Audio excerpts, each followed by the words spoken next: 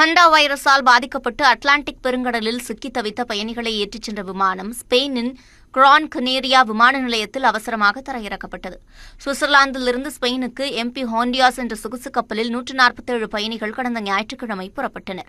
Atlantic பெருங்கடலில் கப்பல் சென்றபோது அதில் இருந்தவர்களுக்கு ஹண்டா வைரஸ் தொற்று பரவியது தெரியவந்தது. கப்பலில் இருந்த 3 பேர் உயிரிழந்த நிலையில் நடுக்கடலிலேயே கப்பல் தனிமைப்படுத்தப்பட்டது.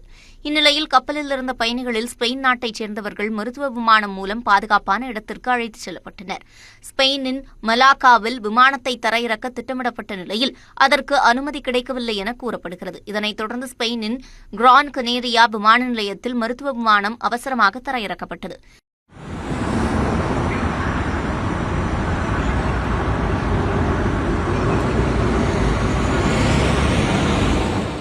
கப்பலில் இருந்த ஸ்பெயின் நாட்டினர் ராணுவ மருத்துவமனையில் 45 நாட்கள் தனிமைப்படுத்தப்படுவார்கள் என்றும் அந்நாட்டு அதிகாரிகள் தெரிவித்துள்ளனர். இதேபோன்று மற்றொரு மருத்துவ விமானம் நெதர்லாந்தில் தரையிறக்கப்பட்டது.